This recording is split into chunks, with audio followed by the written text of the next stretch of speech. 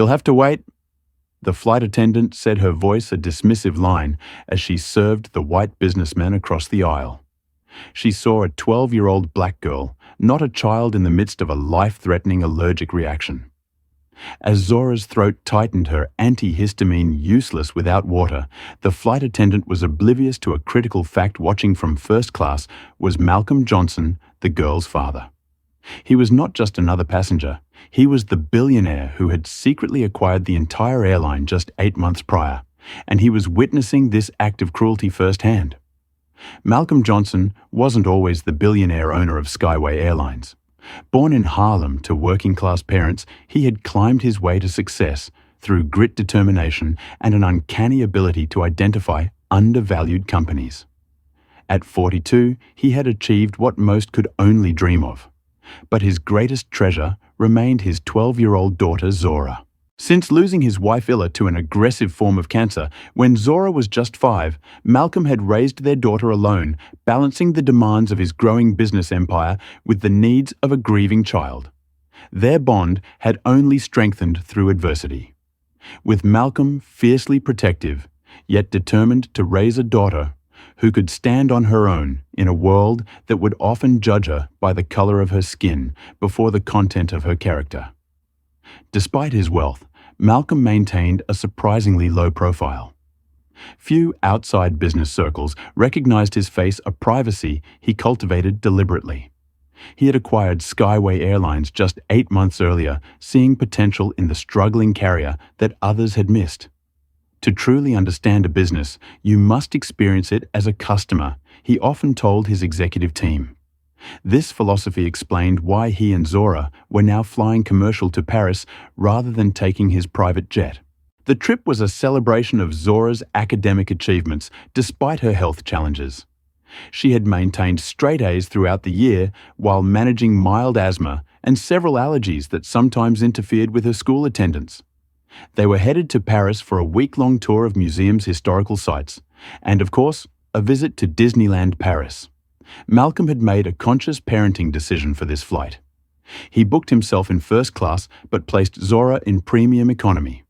Privilege should be earned, not expected, he had explained when Zora questioned the arrangement. You'll be fine on your own for a few hours, and I'll only be a few rows away if you need anything. What neither of them anticipated was encountering Patricia Whitfield, a 15-year veteran flight attendant with a sterling record among supervisors, but a very different reputation among certain passengers. Patricia prided herself on running a tight ship in her cabin section. She followed rules to the letter for some while bending them generously for others, a discrepancy that aligned suspiciously well with passengers' skin color. She had mastered the art of subtle discrimination, the kind that left victims feeling degraded, yet unable to pinpoint exactly why. She also deeply resented the airline's recent change in ownership, having lost several privileges she'd enjoyed under the previous management. As passengers boarded Patricia's practice, smile remained fixed, while she greeted first-class and white passengers with warm enthusiasm.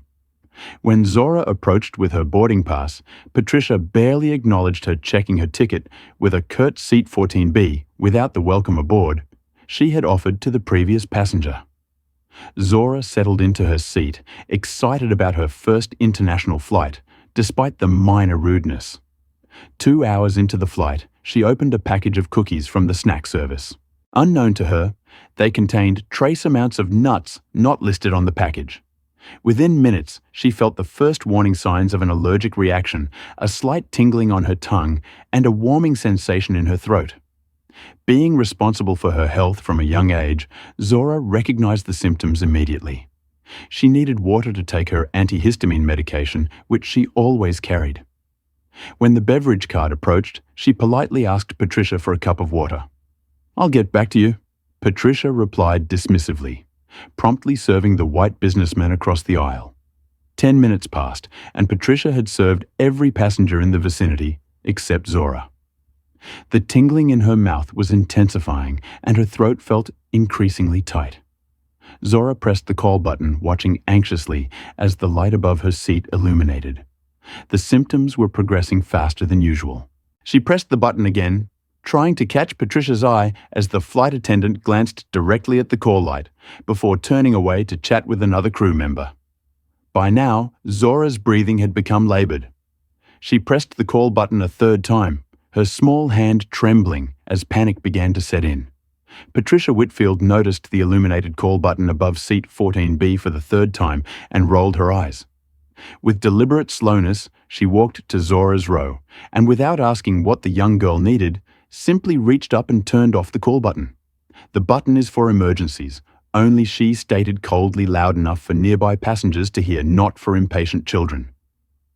As she turned to walk away, Zora managed to whisper through her increasingly constricted throat, "Please, water allergy." Patricia paused, looking down at the young black girl with thinly veiled contempt. "You'll have to wait until the next service round like everyone else." She moved away, unaware that several passengers had witnessed the exchange. At the galley, Patricia muttered to her colleague Lisa Monroe, "These people and their attitude, always expecting special treatment." Lisa looked uncomfortable, but said nothing, having seen this behavior from Patricia before. In row 15, Dorothy Chambers, a 72-year-old white woman with silver hair and kind eyes, watched the scene with growing concern. The child in front of her was clearly in distress, her breathing becoming audibly labored. "Excuse me?" Dorothy called out as Patricia passed by again. "That young girl seems to need help. She mentioned an allergy." Patricia's smile was automatic, but didn't reach her eyes. "Ma'am, I assure you, everything is under control. Some passengers simply need to learn patience." Across the aisle, Marcus Rivera, a 34-year-old marketing executive, had been watching the situation unfold with increasing discomfort.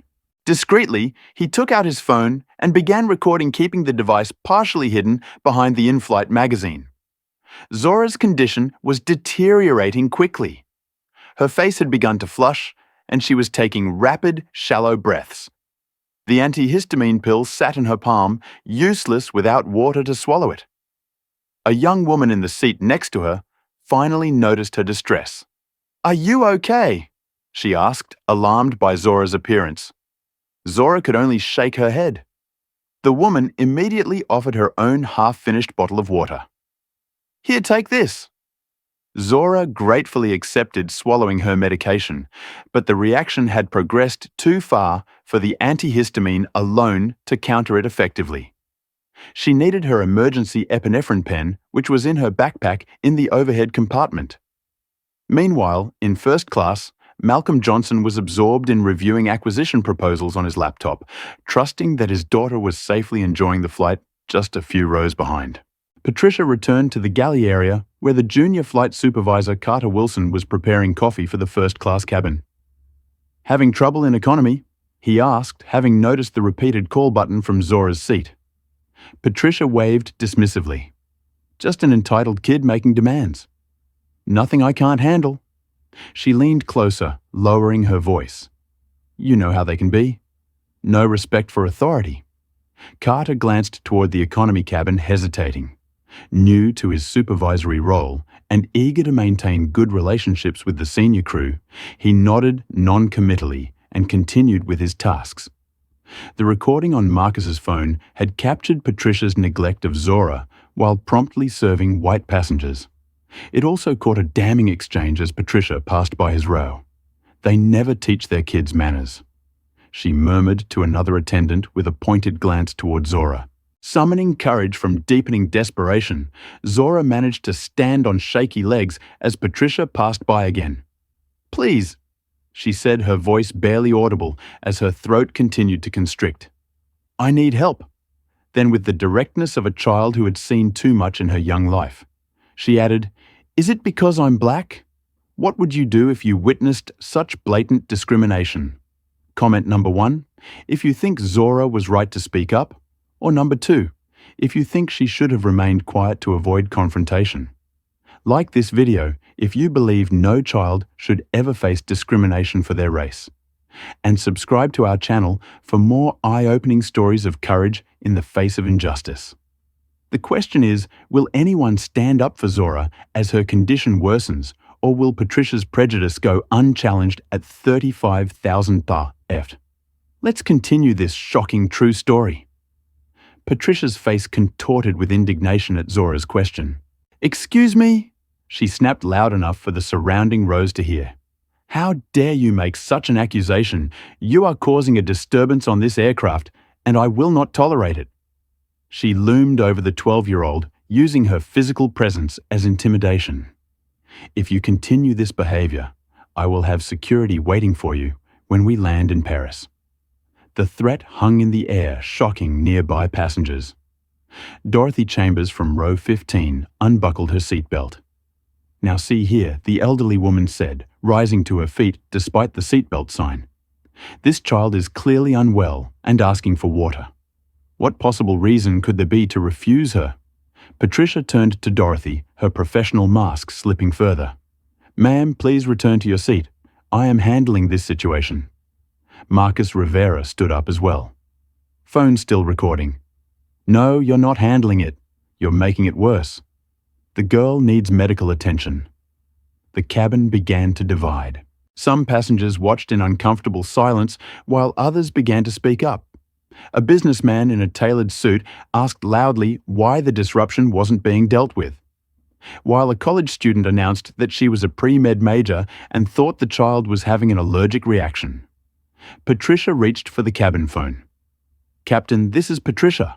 We have a disruptive minor in economy who is inciting other passengers. Request security protocol. She emphasized the word minor as if Zora's age made her complaint less valid. What happened next changed the trajectory of the incident entirely. As the argument escalated around her, Zora's airways continued to constrict. The antihistamine hadn't been enough to stop the reaction, and the adrenaline of confrontation accelerated her symptoms. Her lips began to turn faintly blue, and with a small, frightened gasp, she collapsed into the aisle. For a moment, silence fell over the cabin. Then chaos erupted. She can't breathe, someone shouted. A man in his 50s pushed through the crowd that had formed. I'm a doctor. Let me through.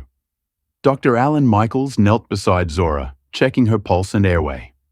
He looked up at Patricia, who stood frozen at the sight of the collapsed child. This child is having a severe anaphylactic reaction. I need the emergency medical kit now. Patricia hesitated, her mind racing with the implications. She hadn't expected the situation to escalate to a genuine medical emergency. We need to verify that now, Dr. Michaels shouted, breaking through her hesitation. Or this child could die. Carter Wilson, the junior flight supervisor, who had been watching uncertainly from the galley, sprang into action.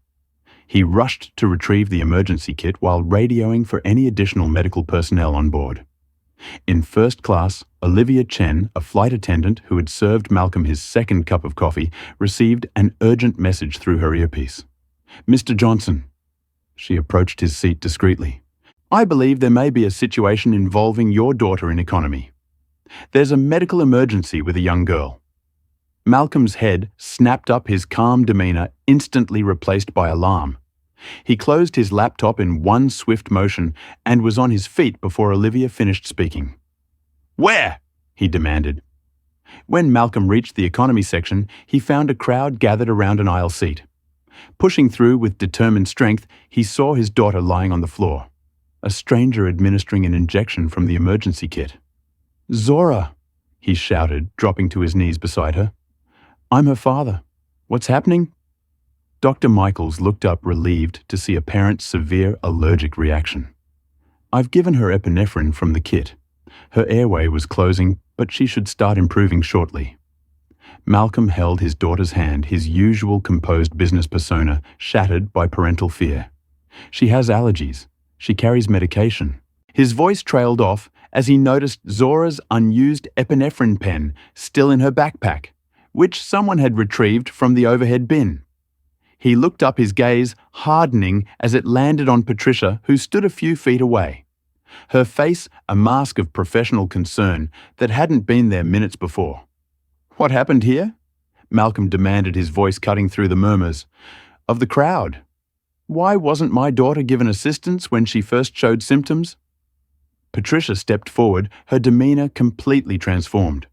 Sir, we responded as quickly as possible when we realized the severity of the situation.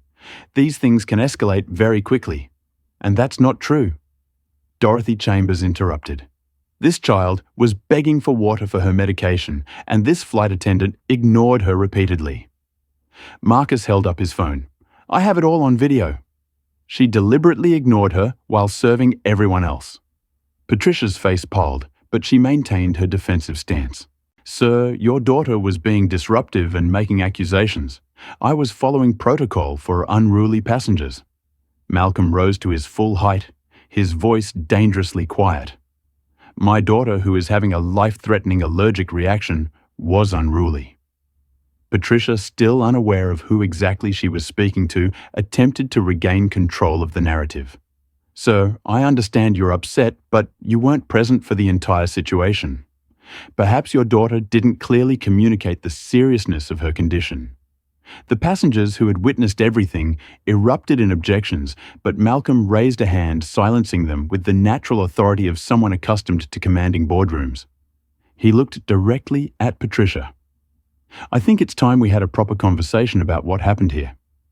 Malcolm Johnson stood at his full height, his tailored suit and commanding presence drawing all eyes in the crowded economy cabin.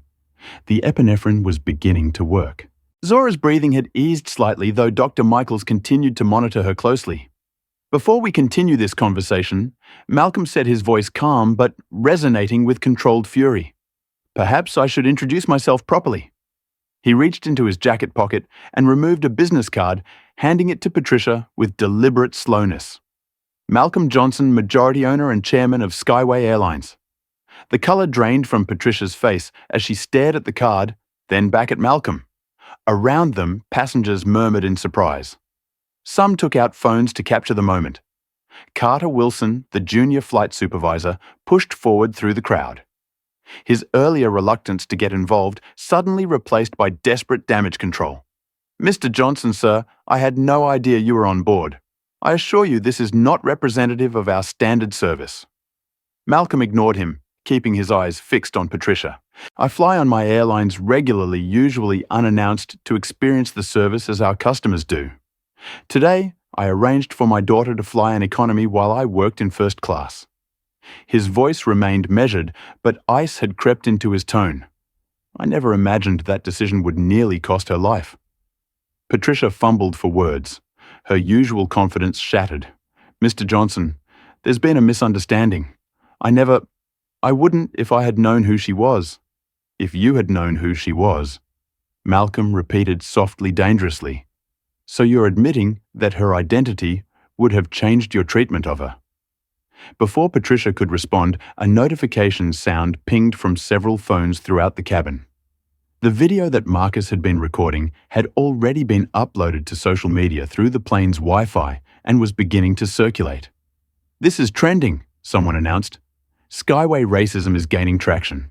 Patricia looked around wildly, noticing how other crew members were physically distancing themselves from her. Lisa Monroe, who had witnessed Patricia's earlier comments in the galley, now stood by Zora's side, helping Dr. Michaels. No one wanted to be associated with what was rapidly becoming a PR nightmare. Malcolm knelt beside his daughter again, stroking her hair gently.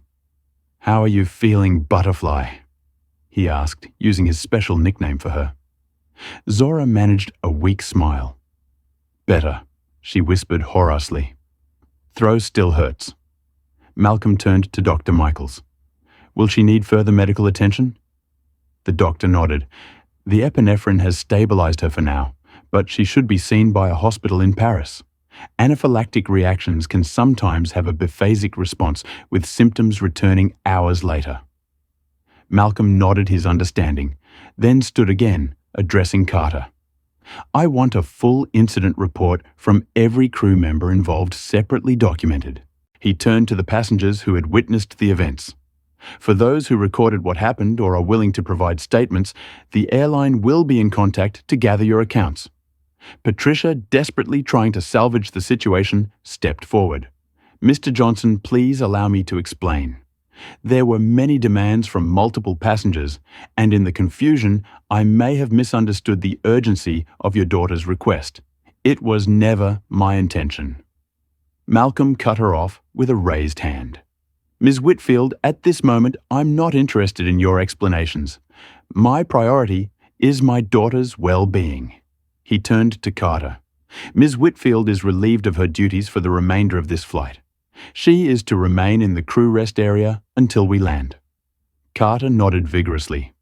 Yes, sir. Of course, sir. A beep sounded over the intercom, followed by the captain's voice. This is Captain Reynolds speaking. I've been informed of a medical situation in the main cabin. Is everything under control, or should we divert to the nearest airport? Malcolm took the cabin phone. Captain, this is Malcolm Johnson, chairman of Skyway. The situation is stabilizing, but I need to speak with you. Minutes later, the captain himself appeared in the economy cabin, an unprecedented occurrence during a routine flight. He assessed the situation quickly, speaking briefly with Malcolm and Dr. Michaels. We can make an emergency landing in Frankfurt. He offered it would delay our arrival in Paris by several hours, but we could get immediate medical attention. Malcolm looked at Dr. Michaels, who was still monitoring Zora. What do you recommend, Doctor? She's stabilizing well, Dr. Michaels replied.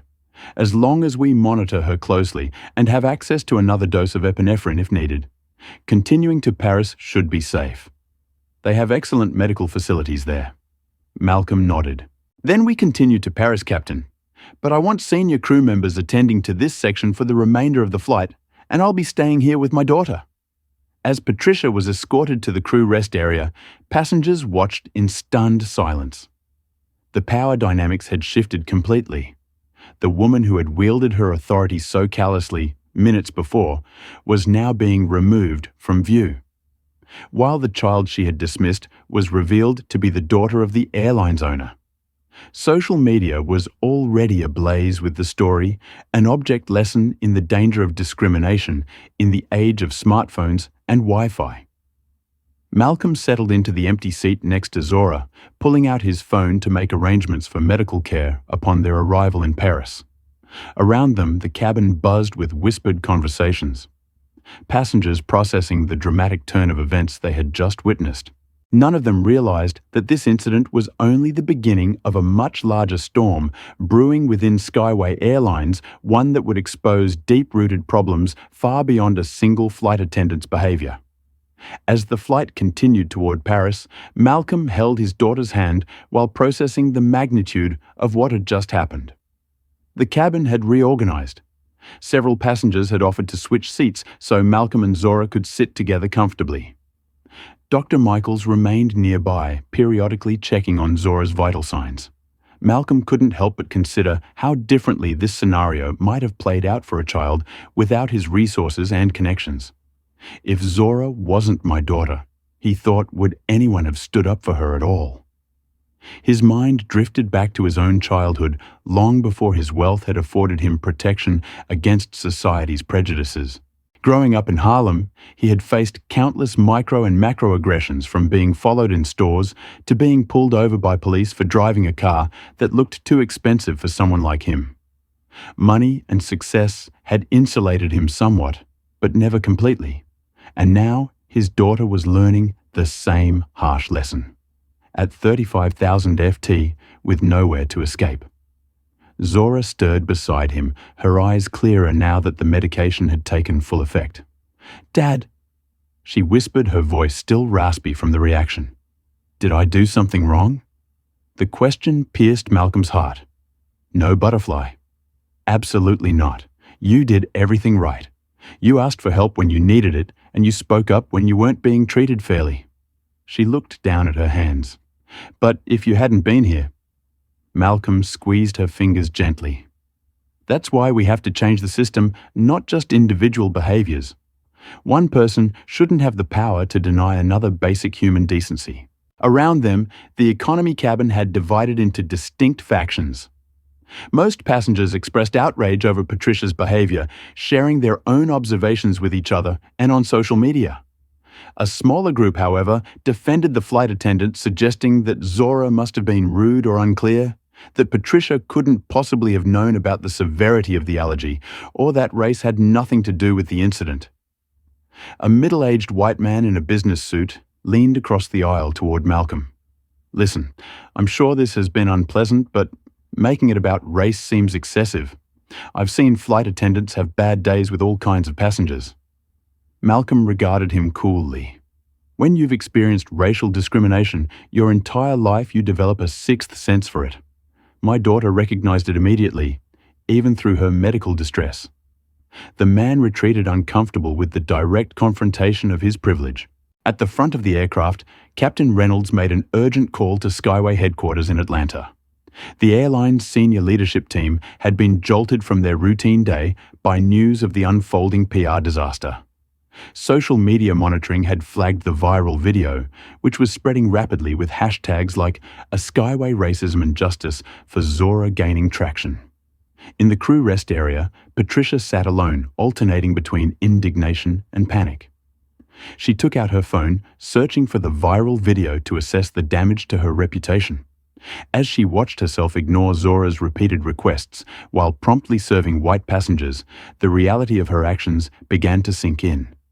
But rather than accept responsibility, her mind worked frantically to construct a defense. Carter Wilson appeared at the curtain, his expression tense. "Patricia, I wanted to check on you." She looked up hopefully. "Carter, you saw what happened. That child was being difficult from the beginning. You'll back me up, right?" Carter hesitated, then sat across from her. "Patricia, I'll do what I can, but the video doesn't look good, and now, with Mr. Johnson involved..." He lowered his voice. "I just got off the phone with HR. They've pulled your personnel file. There have been other complaints, Patricia. Complaints with similar patterns. What are you saying?" He avoided her eyes. "I'm saying we need to be strategic about how we handle this when we land. I'll support you as much as I can, but my first duty is to the airline." Patricia watched him leave, suddenly aware that her 15-year career hung in the balance. What she didn't know was that Carter had already made a separate call to human resources, distancing himself from her actions and emphasizing his own attempts to intervene. Zora sat quietly, processing her emotions. The physical symptoms of her allergic reaction were subsiding, but the psychological impact remained raw. She had always been taught to stand up for herself, but facing discrimination so blatant, so public, and so dangerous had shaken her confidence. "Everyone was watching, Dad," she said softly. "Everyone saw her treat me that way, and most of them did nothing until I collapsed." Malcolm nodded, understanding all too well. "That's the hardest lesson, Butterfly. Injustice thrives in silence. That's why speaking up matters even when your voice shakes." He pointed to Marcus, who was still documenting the aftermath on his phone. "But look, some people did stand up. That gentleman recorded everything. The doctor helped immediately. That elderly woman challenged the flight attendant. Change happens one ally at a time." In Atlanta, news of the incident had reached the executive floor.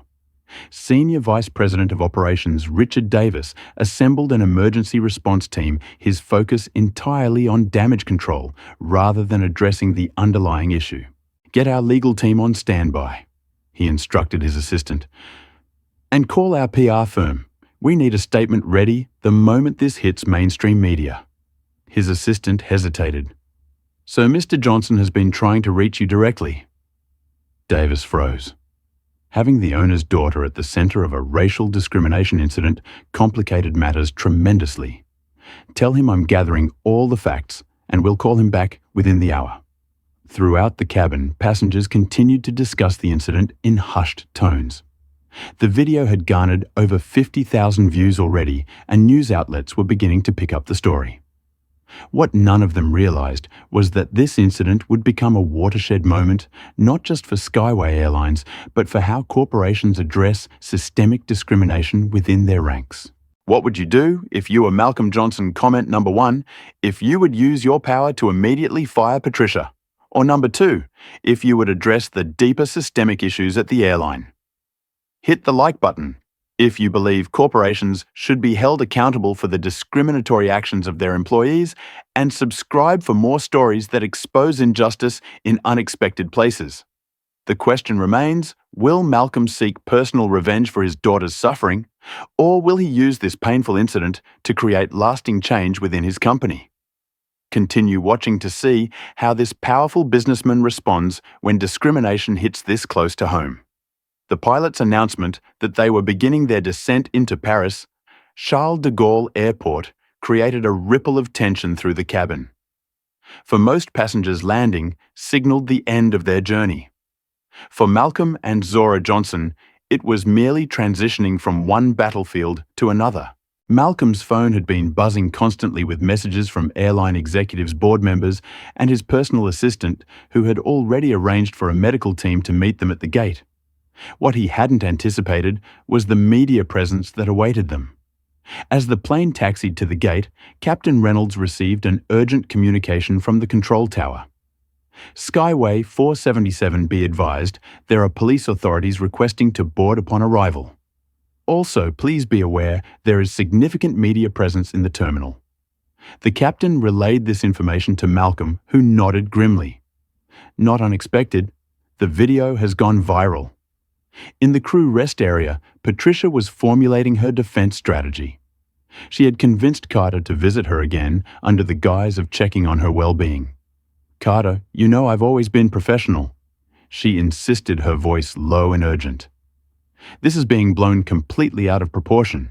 That girl never clearly stated she was having a medical emergency." Carter shifted uncomfortably. "Patricia, I saw the video. Multiple passengers heard her say she was having an allergic reaction. Videos can be misleading," she countered. "They don't show the whole story. We need to present a united front. Your career is tied to this too." You know Carter's ambition wrestled with his conscience. Though he hadn't directly contributed to Zora's distress, his failure to intervene made him complicit. "I'll state what I observed," he said carefully. "Nothing more, nothing less." As he left, Patricia didn't realize he had already decided to protect his own career at any cost. Meanwhile, two flight attendants approached Malcolm discreetly. "Mr. Johnson." The first one said, introducing herself as Melissa Tanaka. "I want you to know that many of us have witnessed concerning behavior from Patricia before. There have been other incidents with passengers of color that didn't escalate this far." The second attendant, James Wilson, nodded in agreement. "We've tried to report it through proper channels, but nothing ever seems to happen." Malcolm studied them thoughtfully. "I appreciate your honesty. I'll need formal statements from both of you when we land." As the plane touched down, Zora demonstrated remarkable composure for a 12-year-old who had nearly died and then become the center of international attention. "Dad," she said, "all those people waiting at the gate, do I have to talk to them?" Malcolm put his arm around her shoulders. "Absolutely not. Your only job is to get medical attention and then rest at the hotel. I'll handle everything else." The aircraft doors opened and French police officers boarded first, followed by airport officials. The captain had requested that all other passengers remain seated until the situation was addressed. A police commander approached Malcolm. "Monsieur Johnson, I am Commander Lauren. We received reports of a serious incident aboard this aircraft. We need to take statements from all involved parties." Malcolm nodded. "My primary concern is getting my daughter medical attention. She suffered a severe allergic reaction that was exacerbated by the negligence of your staff member." As if on cue, the medical team Malcolm had arranged arrived at the aircraft door, led by a doctor from the American Hospital of Paris. Commander Lauren nodded his understanding. "Of course, we can take your statements at the hospital if necessary. However, we must also speak with the flight attendant in question." Patricia was escorted from the crew rest area by airport security. Seeing the police media cameras visible through the jet bridge windows and the stony faces of her colleagues, the gravity of her situation finally hit her. Still, she attempted to maintain her composure, walking with her head high as she approached the commander. "I am Patricia Whitfield, the flight attendant in question. There has been a misunderstanding that has been grossly exaggerated." Before the commander could respond, Patricia continued, her voice rising defensively. "I have been a dedicated employee of this airline for 15 years with an exemplary record. I followed all protocols correctly today." Malcolm watched this performance with cold assessment. He had encountered this type of deflection countless times in his business career. People unwilling to acknowledge their mistakes even when confronted with irrefutable evidence. As passengers were finally permitted to disembark, many stopped to express support for Zora. Dorothy Chambers, the elderly woman who had first spoken up, squeezed the girl's hand. "You were very brave, dear. Very brave indeed." Marcus Rivera approached Malcolm, offering his contact information. "I've preserved the original video and uploaded it to secure cloud storage. Your legal team can contact me anytime." The gratitude Malcolm felt toward these strangers who had stood up for his daughter brought unexpected emotion to his throat. "Thank you," he said simply. "It matters more than you know." As Malcolm and Zora were escorted toward the medical team, Patricia made her most desperate move. "Mr. Johnson," she called out, "this is completely unfair. Your daughter was being disruptive and making false accusations against me. This is a case of reverse racism, pure and simple. You're using your power to threaten my job because of your own prejudice." The terminal fell silent at this audacious claim. Malcolm paused, turning slowly to face Patricia. Several phones recorded the moment, capturing his measured response. "Ms. Whitfield, the evidence speaks for itself. This isn't about power or privilege. It's about basic human decency and doing your job without bias." He gestured toward the exit. "I suggest you save your statements for the formal investigation that will follow." With that, he turned away, guiding Zora toward the medical team waiting to transport her to the hospital. As they left, Patricia was escorted to a private room for questioning by French authorities, her face a mask of indignation that barely concealed her growing fear. The private room at the American Hospital of Paris offered a momentary sanctuary from the media storm that was building outside. Doctors had thoroughly examined Zora-administered additional medication to prevent a biphasic reaction and recommended overnight observation as a precaution. Malcolm sat beside his daughter's bed, his laptop open as he managed the crisis remotely while refusing to leave her side. "How are the tweets looking?" Zora asked, glancing at his screen. Malcolm smiled at her resilience. At 12, she already understood the power of social media in shaping narratives. The hashtag #TheChickSkywayRacism is trending in 17 countries. He replied honestly, and there's a new one gaining traction too. "Gakazora strong." She nodded thoughtfully. "Are people believing her or me?" The video speaks for itself, Butterfly. But in situations like this, people often see what they want to see. That's why systemic change is so much harder than firing one person. On his screen, Malcolm could see the Skyway Airline stock price dropping in real time as investors reacted to the negative publicity. The company had lost nearly 8% of its market value in just 4 hours. His phone rang again. This time, the lead counsel for the airline. "Malcolm, we need to issue a statement immediately. The board is pushing for something along the lines of isolated incident and not reflective of company values." Malcolm's jaw tightened. "That boilerplate response isn't going to cut it, David. I've been reviewing the company's record since we landed. There have been 27 formal complaints against Patricia Whitfield in the past 3 years, 11 of which explicitly mentioned racial bias. All of them were dismissed or buried." There was an uncomfortable silence on the other end. "I wasn't aware of that data." Exactly the problem, Malcolm responded. "Prepare a statement acknowledging the incident and announcing a full investigation into not just this incident, but our entire complaint handling process. No platitudes, no deflection." As he hung up, a news alert flashed across his screen. Patricia Whitfield had given an exclusive interview to a conservative news outlet, positioning herself as the victim of cancel culture and corporate politics. "I've served passengers of all backgrounds with professionalism for 15 years, she told the interviewer. Tears in her eyes. "This wealthy executive is using his power to destroy my career because his daughter didn't get special treatment." The interviewer nodded sympathetically. "So you're saying this has nothing to do with race?" Patricia dabbed at her eyes with a tissue. "Absolutely not.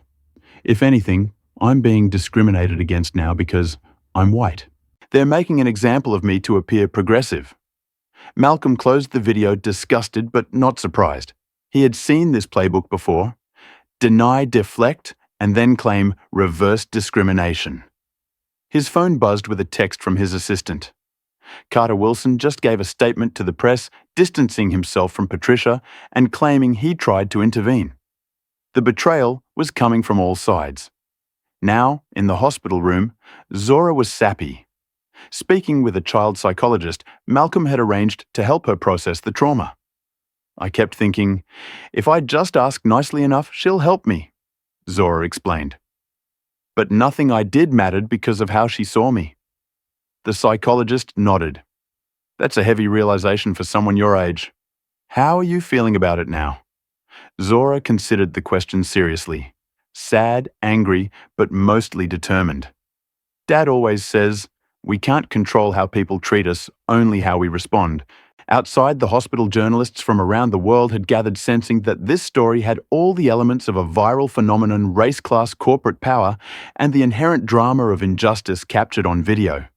Celebrity tweets were amplifying the story further. A famous black actress posted, "What happened to white Zora Johnson happens to black children every day without cameras rolling. This time there's proof. Skyway racism." A prominent civil rights attorney offered to represent the Johnsons pro bono if they decided to pursue legal action.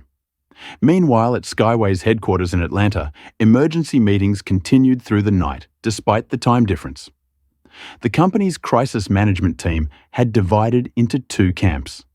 Those who wanted to terminate Patricia immediately as a sacrificial offering to public opinion, and those who feared legal repercussions if they acted too hastily. Richard Davis, the senior VP of operations, advocated for the moderate approach. "We need to follow proper procedures. If we fire her without due process, she could sue for wrongful termination." The chief marketing officer slammed her hand on the table. "Every minute we don't act decisively, our brand takes another hit." The video has been viewed 12 million times in the last 6 hours. In Paris, Malcolm faced his own dilemma. As a businessman, he understood the complex legal and corporate considerations. As a father, he wanted immediate justice for his daughter. As a black man with a platform, he recognized the responsibility to address the systemic issues rather than just the individual case. His phone rang again, this time with a call from Amani Washington, Skyway's recently hired Chief Diversity Officer, a position that had been largely ceremonial until now. "Malcolm, I've been reviewing our internal handling of discrimination complaints," she said, without preamble. "It's worse than we thought. There's a clear pattern of dismissing or downplaying reports, especially when they come from passengers of color." Malcolm wasn't surprised, but the confirmation still stung. "Send me everything you have. This isn't just about Patricia Whitfield anymore." Back at the Charles de Gaulle airport, French authorities had finished questioning Patricia and released her to the Skyway crew hotel with instructions not to leave Paris while the investigation continued. In her hotel room, she received a call from a board member, Harrison Reynolds, who had always been skeptical of Malcolm's leadership. "Patricia, this is unfortunate timing, but you need to know you have allies within the company. Johnson's only been in charge for 8 months. Many of us feel he's taking the airline in the wrong direction." Patricia clutched this lifeline of support. "What should I do?" "Stay the course with your statement that this has nothing to do with race. We're working behind the scenes to manage this situation in a way that protects the airline's reputation without sacrificing loyal employees." What Patricia didn't know was that Reynolds was recording the call, planning to use her responses to protect himself regardless of the outcome. Back at the hospital, Malcolm made a decision. Rather than responding to Patricia's interview directly, he would focus on systemic change. He began drafting a comprehensive plan to transform Skyway's culture, starting with a complete overhaul of how discrimination complaints were handled. As he worked through the night while Zora slept, he didn't realize that the boardroom politics were already in motion. With several members plotting to use this crisis to challenge his control of the airline, he had saved from bankruptcy. The morning news cycle brought fresh challenges as Patricia Whitfield's interview gained traction in certain media circles. Conservative pundit Blake Thornan devoted a 15-minute segment on his popular show to what he called the witch hunt against a dedicated flight attendant. What we're witnessing is the weaponization of race by the wealthy and powerful, Thornan declared to his millions of viewers. A billionaire using his influence to destroy a working-class woman's career over what amounts to a service misunderstanding. He brought on workplace experts who questioned whether Zora had clearly communicated her medical emergency and speculated that Malcolm was exploiting the situation to divert attention from Skyway's financial troubles. Malcolm watched the segment from his hotel suite in Paris, where they had moved after Zora was discharged from the hospital. His daughter was resting in the adjoining room, still recovering from her physical and emotional ordeal. "They're trying to rewrite history," he said to his chief of staff, Vanessa Chen, who had flown in overnight. "Even with video evidence, they're gaslighting the public." Vanessa nodded grimly. "It's the standard playbook, but we have something they don't: the truth and a platform to share it." Malcolm's private jet was being prepared for their return to Atlanta, where he had called an emergency board meeting. Before leaving Paris, he had given a single interview to a respected journalist focusing not on Patricia specifically, but on the larger issues of accountability and corporate culture. This incident reveals a system that failed at multiple levels, he had stated. "My focus now is ensuring that no passenger ever experiences what my daughter did, regardless of their race or who their parents might be." Upon landing in Atlanta, Malcolm went directly to Skyway headquarters, where the board members were already assembled. The tension in the boardroom was palpable as he entered. Harrison Reynolds spoke first, his tone conciliatory, but his words carefully chosen. "Malcolm, we all agree this situation was unfortunate. However, some of us have concerns about your public statements. They could be interpreted as admitting corporate liability before our legal team has fully assessed the situation."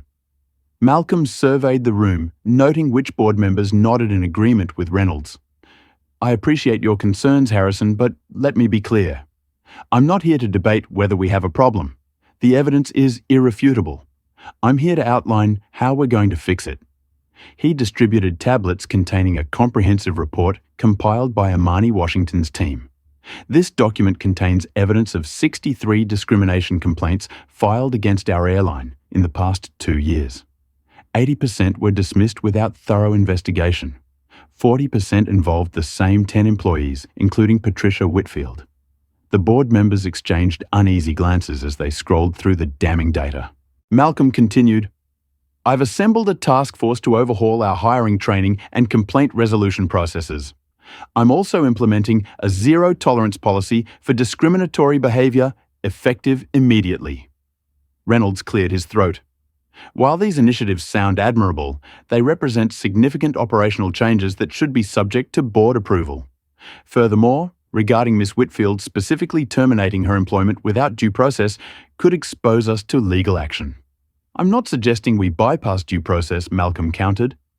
"I'm insisting that we actually follow it for once instead of burying complaints, as has been the practice." Another board member, Victoria Hartwell, who had remained silent until now, spoke up. "Malcolm, while I support addressing these issues, your personal involvement creates a conflict of interest. Perhaps you should recuse yourself from decisions regarding this specific incident." Malcolm's expression remained neutral, though he recognized the strategy at play. "Victoria, my daughter's experience brought this issue to light, but the data shows it's far from isolated. Would you suggest I recuse myself from addressing all 63 incidents in this report?" Before she could respond, his phone buzzed with an urgent message. He glanced down to see a news alert. Breaking: Skyway board member Harrison Reynolds implicated in discrimination cover-up. Malcolm looked up to find all eyes on him. "It seems our discussion has been overtaken by events. Perhaps we should all review the latest developments before continuing." He turned the tablet to display a breaking news story. An anonymous whistleblower had leaked emails showing that Reynolds had personally intervened to protect Patricia Whitfield from disciplinary action following previous discrimination complaints. His direct quote in one email read, "These types of complaints are bad for morale and rarely amount to anything substantial. Handle it quietly." Reynolds's face flushed with anger. "This is an outrageous breach of confidentiality. Those emails are being taken completely out of context." Malcolm remained calm. Context is exactly what we need, Harrison. Which is why I've called for a complete audit of all discrimination complaints and how they were handled. The boardroom erupted into chaos with members talking over each other. Some demanded to know the whistleblower's identity, while others began distancing themselves from Reynolds. Malcolm waited for the noise to subside before speaking again. Ladies and gentlemen, let me be clear about what's happening here. Some of you see this as a PR problem to manage. I see it as a moral failing that nearly cost my daughter her life and has undoubtedly harmed countless other passengers. He stood buttoning his suit jacket in a gesture of finality. I did not save this airline from bankruptcy 8 months ago, only to watch it destroy itself from within. Those who cannot embrace a culture of accountability and respect have no place in this company's future. Back at the Skyway Crew Hotel, Patricia received a call from the airline's HR department informing her that she was suspended pending investigation. Her union representative advised her to avoid further media appearances. But Patricia, fueled by Thornton's supportive coverage and Reynolds' earlier assurances, decided on a different approach. She scheduled a press conference for the following morning, planning to position herself as a scapegoat for deeper corporate issues. What she didn't know was that 3 other flight attendants had now come forward with accounts of witnessing her discriminatory behavior toward passengers of color. Meanwhile, Zora was recovering at the Johnson family home, surrounded by supportive messages from around the world. Children her age had started sharing their own experiences with discrimination. Using Kaka Zora taught me creating a movement that extended far beyond the original incident. Malcolm returned home that evening, exhausted but resolute. Zora was sitting in their family room reading through some of the messages of support. "Dad," she asked as he entered, "what's going to happen to that flight attendant?" Malcolm sat beside her, considering how to answer. The company will follow a proper investigation process. But the bigger question is, what's going to happen to the system that protected her behavior for so long? Zora nodded thoughtfully. "I've been thinking about something you always say about your business strategy. What's that butterfly that real change doesn't come from removing one bad apple? It comes from examining why the bad apple wasn't caught earlier." Malcolm smiled with pride at his daughter's wisdom. "That's exactly right. And that's why this fight is going to be much bigger than Patricia Whitfield." What neither of them knew was that the next morning would bring a new crisis, as board members aligned with Reynolds planned a financial maneuver to dilute Malcolm's controlling interest in the airline, attempting to force his hand before his reforms could take root. Can you imagine facing such corporate resistance when trying to address clear discrimination? Comment number 1. If you think Malcolm should fight to maintain control of the airline, or number 2, if you believe he should sell his shares and start fresh elsewhere. Hit the like button if you believe corporate boards should be held accountable for enabling discriminatory practices, and subscribe to our channel for more stories about courageous individuals fighting systemic injustice. The question now becomes, will Malcolm prevail against the entrenched powers trying to preserve the status quo? Or will those who protected Patricia for years succeed in their boardroom coup? Stay tuned as this powerful story continues to unfold. Malcolm Johnson arrived at Skyway headquarters early the next morning, determined to address the brewing boardroom rebellion head-on. His chief of staff, Vanessa Chen, had worked through the night with their legal team to prepare for what would undoubtedly be a contentious meeting. "They've called an emergency vote to dilute your shares," Vanessa explained as they walked through the executive wing. "They're claiming it's necessary to stabilize the company after the recent market losses." Malcolm nodded, his expression resolute. Classic playbook. Create a crisis, then use it to seize control. He paused at the boardroom door. Let's see what else we can uncover about who's really behind this. Inside his office, Malcolm assembled a trusted team of executives who had been with him since he acquired the airline, along with Vanessa and Imani Washington, the Chief Diversity Officer. He had brought in David Rios from legal and Sarah Okafor, a data analyst whose expertise in uncovering patterns had proved invaluable in previous corporate investigations. "We need to understand exactly how deep this problem goes," Malcolm instructed the team. I want every discrimination complaint filed in the last 5 years analyzed. Look for patterns in how they were handled and by whom. Sarah nodded, already typing on her laptop. I've started building a network map connecting the complaints the employees involved and the executives who made decisions about each case. There's something interesting already emerging. She turned her screen to show Malcolm a visualization that revealed an unusually high concentration of dismissed complaints routing through Harrison Reynolds' department. "This isn't random," Malcolm observed. "It's systemic." While Malcolm's team worked, Patricia Whitfield prepared for her press conference, unaware that her position was becoming increasingly precarious. Her phone rang with a call from an unknown number. It was Carter Wilson, the flight supervisor, who had initially offered to stand by her. "Patricia, we need to talk," he said, his voice tense. "They're building a case against multiple employees, not just you. People are talking." Patricia felt her confidence waver. "What people? What are they saying?" 3 other flight attendants have given statements about past incidents they witnessed, and Malcolm's team is going through years of complaint records. This is bigger than just what happened with his daughter. Patricia's indignation flared. "They're just trying to save their own jobs by throwing me under the bus." "I did nothing wrong." Carter's voice dropped lower. "Patricia, I need to tell you something. That day on the flight when I said I'd support you, I was already recording our conversation for HR." The line went silent as Patricia absorbed this betrayal. "Why?" she finally whispered. "Because I saw the video, Patricia. I saw what really happened. And I've seen you do similar things before, and said nothing. I can't be part of that anymore." After hanging up, Patricia paced her hotel room, her press conference strategy now in tatters. Her phone buzzed with a text from Harrison Reynolds. "Cannot continue direct communication. Legal advisor's distance. You're on your own." The support she had counted on was evaporating rapidly. At Zora's school, news of the incident had spread quickly among students and parents. What should have been a routine return to classes became instead a gauntlet of whispers and stares. Some classmates approached with sympathy and support, while others, particularly those from families with conservative political leanings, subtly suggested she had overreacted or played the race card. During lunch period, Zora sat alone until her best friend Lily Chen joined her. "Some of the 8th graders are saying awful things." Lily reported that you made it all up for attention, or that your dad is using you to push some agenda. Zora picked at her food, processing this information. "Dad says when people attack the victim instead of the perpetrator, it's because they're afraid of examining their own biases." Lily smiled. "Your dad is pretty smart."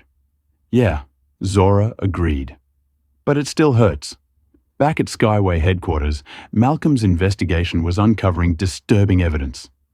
Email records revealed that Patricia's personnel file had been sanitized multiple times, with complaint documentation mysteriously disappearing after reaching certain levels of management. More significantly, they discovered a private email group that included Harrison Reynolds and 4 other board members explicitly discussing strategies to maintain the traditional culture of the airline against Malcolm's modernization efforts.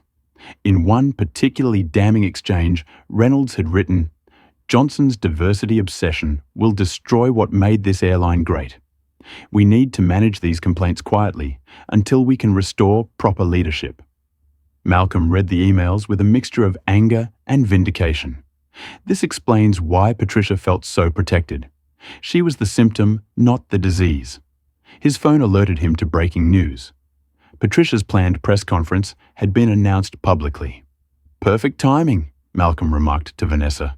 "She's walking into a trap of her own making." As the investigation continued, digital forensics uncovered connections between Harrison Reynolds and Blake Thornan, the conservative pundit who had championed Patricia's cause. Financial records showed that Reynolds had made substantial contributions to Thornan's media foundation, suggesting the supportive coverage was far from coincidental. Hours before the scheduled board vote, Malcolm called an impromptu meeting with several key institutional investors who held significant Skyway stock. He presented the evidence his team had uncovered, focusing not on Patricia's individual actions, but on the systematic cover-up that had enabled discriminatory behavior to flourish. This isn't just a moral issue, he explained to the investors. It's a governance failure that puts your investment at risk. The people attempting this boardroom coup are the same ones who buried evidence that could have prevented dozens of incidents like what happened to my daughter. The investors already concerned about the stock's recent volatility were persuaded by Malcolm's presentation. By the time the board meeting convened that afternoon, Malcolm had secured enough proxy support to block the dilution attempt. Harrison Reynolds arrived at the meeting expecting a victory, only to find the boardroom dynamics had shifted dramatically overnight. Malcolm opened the meeting with a bombshell. Before we proceed with any votes, I believe the board should review new evidence that has come to light regarding the systematic suppression of discrimination complaints within our company. He distributed tablets containing the most damning emails watching as Reynolds and his allies realized their scheme had been exposed. Additionally, Malcolm continued, I've asked our legal counsel to prepare a report on potential violations of corporate governance standards and securities laws implied by these communications. The room fell silent as the implications sank and Reynolds attempted to regain control. These emails are being taken out of context, and regardless, they have no bearing on the financial decision before us today. Malcolm fixed him with a steady gaze. On the contrary, Harrison, they establish a clear pattern of decisions made not in the company's best interest, but to protect a discriminatory status quo. That goes directly to the question of whether this board is fulfilling its fiduciary responsibilities. The vote to dilute Malcolm's shares was tabled indefinitely as several board members, seeing which way the wind was blowing publicly, distanced themselves from Reynolds. Meanwhile, across town, Patricia stood at the podium for her press conference. Unaware that her corporate support had evaporated, she began her prepared statement. I have dedicated 15 years of my life to providing excellent service to all Skyway passengers, regardless of race, gender, or background. What happened on that flight has been grossly mischaracterized by a powerful man using his influence to scapegoat a working-class woman. As she continued, her defense tweets began appearing with screenshots of the leaked emails mentioning her previous complaints. Reporters' phones buzzed with updates, and the mood in the room shifted palpably. Patricia faltered as she noticed the changing expressions of the journalists. One raised her hand, interrupting Patricia's statement. Ms. Whitfield, are you aware that emails have just leaked showing Skyway executives explicitly protected you from consequences after multiple prior discrimination complaints? The press conference devolved into chaos as Patricia realized too late that her narrative had collapsed. By day end, the conspiracy that had protected discriminatory practices at Skyway Airlines lay exposed, with Malcolm Johnson firmly in control and prepared to implement the changes he had promised his daughter. The morning following the failed boardroom coup, Malcolm Johnson appeared calm and composed as he entered Skyway headquarters. Behind this serene exterior, however, was a meticulously crafted strategy that had been months in the making. Long before the incident involving Zora, Malcolm had sensed resistance to his vision for the airline and had quietly prepared contingencies. You seem surprisingly relaxed for someone who just survived an attempted corporate takeover, Vanessa Chen remarked as they reviewed the day's agenda. Malcolm allowed himself a small smile. Because this wasn't unexpected, Vanessa. From the moment I acquired the controlling interest, I knew some of the old guard would resist change. I just didn't know exactly how or when they'd make their move. He pulled up a document on his tablet. That's why I had our legal team draft these bylaw amendments 3 months ago. They were approved, but never implemented. Waiting for the right moment. Vanessa reviewed the document, her eyes widening. This gives the CEO authority to remove board members who act against the company's ethical standards or public interest. You were playing chess while they were playing checkers. And now, Malcolm added, we make our move. Across town, Zora was facing her own battles. Word had spread through her middle school about her role in the Skyway scandal, making her the subject of intense curiosity and, from some quarters, hostility. As she walked to her locker between classes, a group of 8th grade boys approached. Hey Johnson, the tallest one called out. My dad says your dad is destroying a woman's life just because she didn't bow down to you. Is that what happens when people don't treat you like a princess? Zora felt her chest tighten. The familiar feeling of being singled out for her race, compounded by the personal nature of the attack. Before she could respond, her history teacher, Ms. Rodriguez, appeared behind the boys. "That's enough, Tyler. Principal's office now." As the boys skulked away, Ms. Rodriguez turned to Zora. "Are you okay?" Zora nodded, though her hands were trembling slightly. "I'm used to it." The sadness in that simple statement wasn't lost. "On the teacher, you shouldn't have to be." "No child should." At the Skyway Crew Hotel, Patricia Whitfield was attempting to salvage her reputation and career. Her disastrous press conference had been cut short when the leaked emails revealed the extent of the corporate protection she had enjoyed. Now her union representative was advising her to accept a negotiated departure from the airline. "They're offering 6-month severance if you go quietly," the representative explained. "Given the circumstances, that's generous." Patricia's indignation remained strong despite her collapsing support system. "Generous? They're destroying my reputation. I'm the victim here," the union representative sighed. "Patricia, there are now 5 videos from different passengers showing your behavior on that flight. The evidence doesn't support your version of events." Unwilling to accept defeat, Patricia reached out to Harrison Reynolds, hoping her boardroom ally could still provide support. His assistant answered, informing her that Mr. Reynolds was unavailable indefinitely and suggesting she direct all communication through legal channels. Desperate, she contacted Blake Thornton, the conservative pundit who had championed her cause. To her surprise, he agreed to meet her that afternoon. Unknown to Patricia, Thornton saw an opportunity to advance his own agenda by further politicizing the incident regardless of the facts. Meanwhile, Malcolm implemented the next phase of his plan. Rather than immediately firing the board members implicated in the discrimination cover-up, he invited them to an individual meeting. Harrison Reynolds was the first to arrive. His usual confidence diminished, but not extinguished. "I assume this is where you ask for my resignation," he began as he took a seat across from Malcolm. Malcolm studied him thoughtfully. "Actually, Harrison, I'm offering you a choice. You can resign quietly with your reputation relatively intact, or you can stay and help implement the changes this airline desperately needs." Reynolds looked surprised. "Why would you want me to stay after what happened?"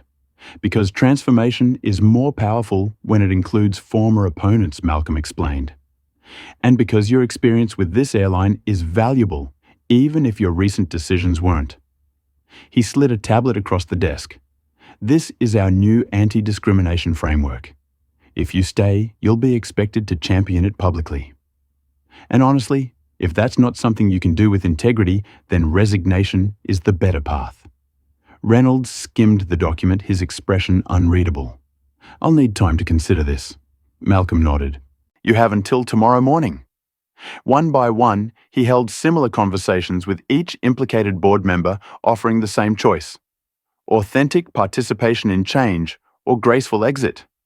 By day's end, 3 had chosen to resign, while 2, including Reynolds, remained undecided.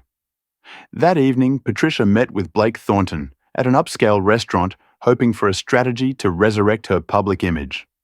Thornton was all charm and sympathy. "Patricia, your story resonates with millions of Americans who feel targeted by woke culture. We can position you as the face of this fight."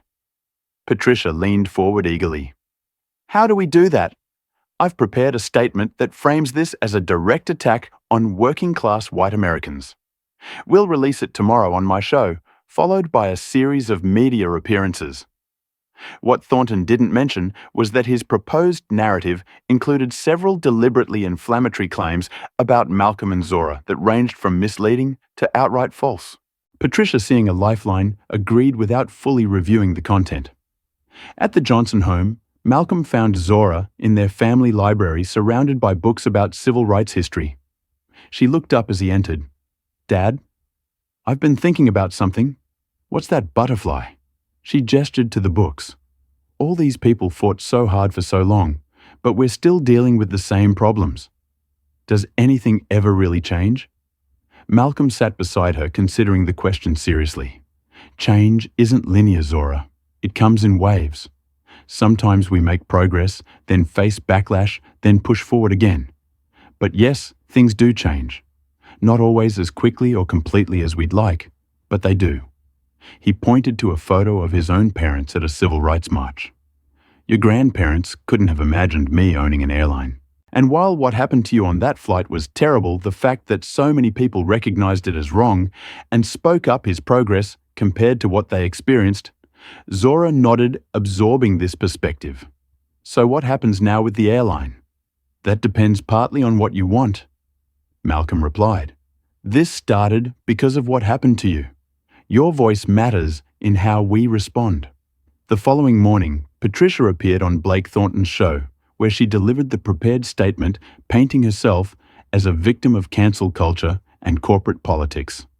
She claimed Malcolm was using his daughter to push a radical agenda and suggested Zora had exaggerated her medical condition for attention. Within hours, Malcolm's legal team had filed a defamation lawsuit on Zora's behalf, citing the provably false claims about her medical emergency. Back at Skyway headquarters, Harrison Reynolds made his decision approaching Malcolm's office with measured steps. "I've thought about your offer," he began, "and I've decided to stay if you'll still have me." Malcolm assessed him carefully. "What changed your mind?" Reynolds hesitated, then spoke with unexpected candor. "My granddaughter. She's 12, just like your daughter. She called me last night after seeing the news and asked if I was one of the bad guys who protected the mean flight attendant. It made me realize I need to be someone she can be proud of." As Reynolds left the office, Vanessa entered with breaking news. "Patricia just made serious false claims about Zora on national television. Our legal team is already responding." Malcolm reviewed the clip, his expression hardening. "She's made her choice then. No more attempts at reconciliation." He turned to face the Atlanta skyline, his reflection superimposed over the city below. It's time to end this chapter and begin the real work of transformation. The morning of Patricia Whitfield's second press conference dawned bright and clear, a stark contrast to the gathering storm in her professional life. Following her appearance on Blake Thornton's show, she had been inundated with messages from conservative supporters praising her courage in standing up to what they perceived as corporate wokeism. Bolstered by this validation, she had called a follow-up press conference to present what she claimed was evidence that would exonerate her and expose Malcolm Johnson's true agenda. The hotel conference room was packed with journalists, many drawn by Patricia's provocative claims and the viral nature of the story. She approached the podium with rehearsed confidence, a folder of documents in hand. "Thank you all for coming," she began. "Today, I will present conclusive evidence that Skyway Airlines under Malcolm Johnson's leadership has created a hostile work environment for employees like myself who simply uphold traditional values and standards." She opened her folder with a flourish. "I have here internal communication showing that Mr. Johnson had targeted me for termination long before the incident with his daughter due to my resistance to lowered service standards disguised as cultural sensitivity." As Patricia began to read from what appeared to be company emails, a murmur spread through the assembled journalists. Several were checking their phones where breaking news was developing in real time. A reporter from the Atlanta Journal-Constitution interrupted. "Ms. Whitfield, are you aware that Skyway Airlines has just released audio recordings of your conversations with Flight Supervisor Carter Wilson and Board Member Harrison Reynolds?" Patricia faltered, caught off guard. "What recordings?" "Recordings in which you acknowledge ignoring the child's request for water and make several racially charged comments. They've been authenticated and are being played on CNN right now." The press conference descended into chaos as journalists scrambled to verify the new information.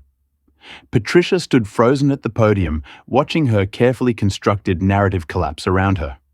The documents she had presented, which she claimed were internal communications, were quickly revealed to be selectively edited and, in some cases, fabricated. Malcolm Johnson had anticipated this move.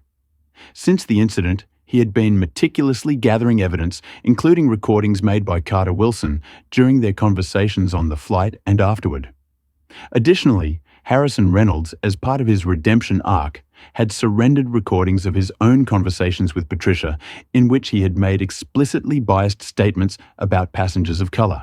At Skyway headquarters, Malcolm addressed the company's executives in the main conference room, his manner calm but resolute. "Today marks a turning point for our airline," he began. "The evidence released this morning makes it clear that what happened to my daughter was not an isolated incident, but part of a pattern of behavior that was known and tolerated at multiple levels of our organization." He gestured to a large screen displaying a comprehensive anti-discrimination framework.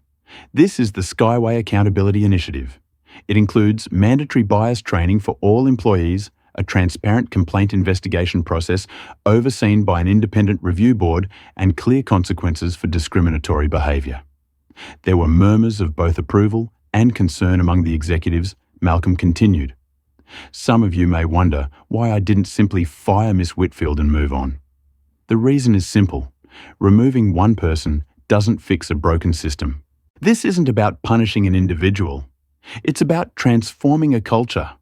The initiative he outlined was sweeping, touching every aspect of the airline's operations, from hiring practices to customer service protocols. It established regular audits to identify potential bias in how passengers were treated and created anonymous reporting channels for employees to flag concerns without fear of retaliation. Most significantly, it tied executive compensation directly to diversity and inclusion metrics, ensuring leadership had a personal stake in creating meaningful change. As the meeting concluded, several industry reporters were waiting outside for Malcolm's statement on Patricia's failed press conference. Rather than focusing on her, Malcolm used the opportunity to announce the Skyway Accountability Initiative publicly. "Today, we're not just addressing a single incident, but making a commitment to our passengers and employees that Skyway will lead the industry in creating an equitable, respectful environment for everyone." The response was immediate and largely positive. Industry analysts noted that while the initiative would require significant investment, it positioned Skyway as a leader in corporate responsibility at a time when consumers increasingly considered a company's values in their purchasing decisions. The story took another turn when the Department of Transportation announced it was launching an investigation into discrimination complaints across all major airlines, citing the Skyway incident as a catalyst. Meanwhile, Patricia Whitfield faced mounting legal challenges. Beyond losing her job, she now confronted a defamation lawsuit from the Johnsons and potential criminal charges in France for endangering a minor by withholding medical assistance. Blake Thornan, sensing the shifting tide, quickly distanced himself from Patricia, claiming he had been misled about the facts and removing the interview from his website. Carter Wilson, whose recordings had proved instrumental in establishing the truth, found himself in a complicated position. While his evidence had helped expose Patricia's behavior, it also revealed his own failure to intervene earlier. Malcolm offered him a choice similar to what he had presented to Harrison Reynolds: resignation or participation in reforming the company culture. You didn't create the problem, but you were part of the system that allowed it to continue. Malcolm told him, "Now you have a chance to be part of the solution." Carter chose to stay, accepting a demotion and a role in implementing the new accountability measures. 6 weeks after the incident, the airline industry was still feeling its effects. Several major carriers announced their own diversity initiatives, though none as comprehensive as Skyway's. Malcolm was invited to speak at an industry conference about corporate responsibility, where he emphasized that meaningful change required more than policy updates. It requires a fundamental shift in how we view our responsibilities to each other. He explained, "Discrimination doesn't just hurt its direct victims. It poisons entire organizational cultures and ultimately damages the bottom line." At home, Malcolm and Zora continued to process what had happened and its far-reaching consequences. "Sometimes I feel guilty," Zora confessed one evening. "So many people's jobs changed because of what happened to me." Malcolm sat beside her on the porch swing of their home. "The changes were necessary, Butterfly. They would have been necessary whether it happened to you or someone else. You just had the courage to speak up when many others couldn't." Zora considered this. "Do you think Patricia will ever understand what she did wrong?" Malcolm sighed. "I don't know. Some people can face their biases and grow from that recognition. Others build more elaborate defenses to avoid self-reflection. What matters is that her actions can't harm others in the same way anymore. As they sat together, watching the sunset, news alerts appeared on Malcolm's phone. Patricia's final attempt to reframe the narrative had failed completely, with her legal representation withdrawing after the release of the authenticated recordings. Justice, in its complex and imperfect way, was taking flight at last. 6 months after the incident that sparked international headlines, Skyway Airlines had transformed in ways few could have predicted. The company's stock, which had initially plummeted during the crisis, had not only recovered but exceeded its previous value as investors responded positively to the airline's new direction and the transparent implementation of the accountability initiative. Malcolm Johnson sat in his office overlooking the Atlanta skyline, reviewing the quarterly report on discrimination complaints. The data showed a 57% decrease in reported incidents and, more significantly, a complete shift in how those complaints were handled. Every report now received a thorough investigation by an independent panel with clear communication to all parties throughout the process. The numbers are encouraging, noted Imani Washington, who had been promoted to Executive Vice President of Culture and Inclusion, a position with direct reporting lines to Malcolm and the board. But what's most impressive is the change in employee feedback. People feel heard in ways they never did before. Malcolm nodded in agreement, and passenger satisfaction scores are at their highest point in 5 years. It turns out treating people with dignity is good business. Harrison Reynolds entered the office, his demeanor markedly different from the confrontational board member of 6 months prior. His decision to stay and support the transformation had surprised many, but his expertise in operations had proved valuable in implementing the new policies without disrupting the airline's efficiency. The industry peer review just came in. Reynolds announced, "Skyway is being recognized as the leading carrier for inclusion initiatives. 3 other airlines have requested our framework as a model." Malcolm allowed himself a small smile of satisfaction. "That's the real change, Harrison. When what we're doing here spreads beyond our walls." Across town, Zora Johnson stood before her middle school assembly, addressing her peers with the poise of someone beyond her 12 years. In the months following the incident, she had worked with child psychologists to process her trauma and had eventually decided to channel her experience into advocacy. With her father's support, she had created the Altitude Initiative, a program designed to help young people recognize and respond to discrimination in their daily lives. "What happened to me on that airplane could happen to anyone," she told her fellow students. "But what matters isn't just what happened, but how we respond to it. Each of us has the power to speak up when we see someone being treated unfairly." The audience included teachers, parents, and representatives from other schools interested in implementing the program. Among them was Dorothy Chambers, the elderly passenger who had been one of the first to speak up for Zora on the flight. They had maintained contact with Dorothy, becoming something of a mentor to Zora in her advocacy work. After the assembly, Dorothy approached with proud tears in her eyes. "Your speech was wonderful, dear. You've turned something painful into something powerful." Zora hugged her, grateful for the support that had emerged from unexpected places. Meanwhile, Patricia Whitfield's story had taken a different turn. After losing her defamation countersuit and facing mounting legal fees, she had largely retreated from public view. The criminal charges in France had been resolved with a suspended sentence and community service requirement on the condition that she complete comprehensive bias education programming. Though she had initially resisted the process, had gradually prompted some reflection.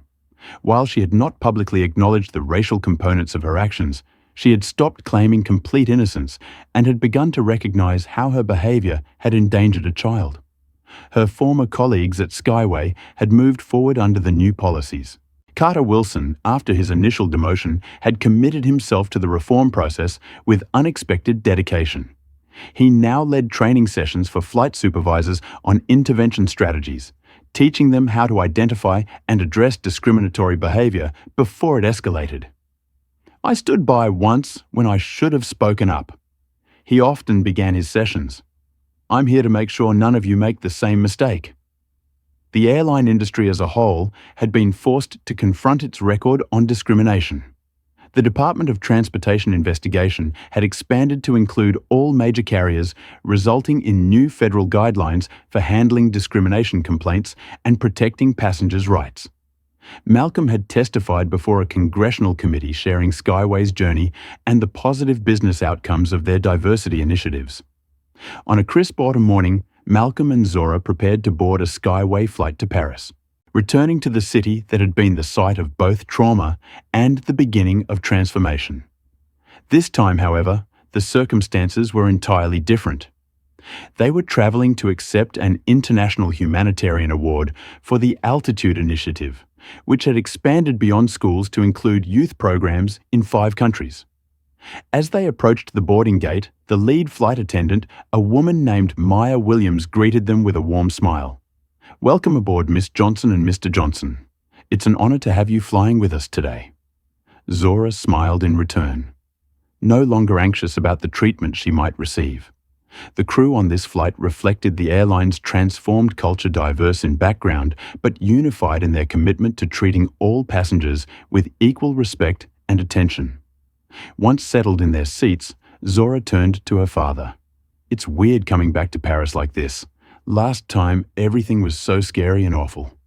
Malcolm nodded understanding.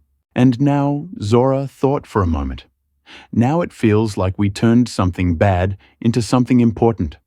Like what happened to me mattered but doesn't define me." "That's exactly right, Butterfly." Malcolm agreed, feeling a surge of pride in his daughter's wisdom and resilience. The test of character isn't what happens to us, but what we build from it. As the plane ascended into the clear blue sky, Malcolm reflected on the journey of the past 6 months. What had begun as a personal trauma for his daughter had catalyzed changes that would benefit thousands of passengers and employees. The incident had exposed painful truths about how discrimination persisted in subtle and not so subtle forms, but it had also revealed the possibility of meaningful transformation when leaders committed to genuine accountability. Looking at Zora now confidently chatting with the passenger beside her about the Altitude Initiative, Malcolm recognized that the true measure of their success wasn't in the policy changes or the improved metrics, significant though they were. It was in the restoration of his daughter's sense of security and dignity, and in the knowledge that their experience had made the world a little more just for others who might have suffered in silence. As the coastline of France appeared on the horizon, both father and daughter looked toward the future with hope, knowing that their story had helped justice take flight in ways they could never have imagined. This powerful story illuminates several profound truths about racism and systemic discrimination in our modern world. First, it demonstrates how privilege can insulate some from facing consequences for discriminatory behavior, while leaving others vulnerable to life-threatening situations. Patricia's long history of unchallenged bias shows how institutions often protect those who discriminate rather than those who suffer from it. Second, the story reveals that meaningful change requires more than removing one bad apple. As Malcolm recognized, Patricia's behavior was merely a symptom of deeper organizational issues. True transformation demands examining and reconstructing the systems that enable discrimination to flourish unchecked. Third, we see the power of evidence in the digital age. Without Marcus's video recording, Patricia's behavior might have been dismissed as Zora's misinterpretation. In today's connected world, documentation can be a powerful tool for accountability, forcing difficult conversations that might otherwise be avoided. Perhaps most importantly, this story highlights the burden placed on victims of discrimination to advocate for themselves and others. Zora, at just 12 years old, was forced to confront racism while experiencing a life-threatening medical emergency. Her courage in speaking up, "Is it because I'm black?" created a catalyst for change that benefited countless others. Finally, the narrative underscores that allyship matters. The elderly passenger, Dorothy the doctor, and others who spoke up made a crucial difference. Their willingness to use their voices demonstrated that combating racism isn't just the responsibility of those who experience it, but of everyone who witnesses it. Have you ever witnessed discrimination and wondered if you should speak up? Comment below with, "I will speak up." If this story has inspired you to be more courageous in confronting injustice when you see it, has someone ever stood up for you when you faced unfair treatment? Share your experience in the comments. Your story might encourage others who are struggling. If you believe in creating a world where no one faces discrimination based on their race, hit that like button and subscribe to our channel for more powerful stories that expose injustice and celebrate resilience. Remember, change happens through both big systematic reforms and small everyday actions of courage. Thank you for watching this powerful journey of transformation. May we all find the courage of Zora to speak truth to power, the wisdom of Malcolm to address root causes rather than symptoms, and the conviction to build a more just world for everyone. Until next time, keep standing up for what's right, even when your voice shakes.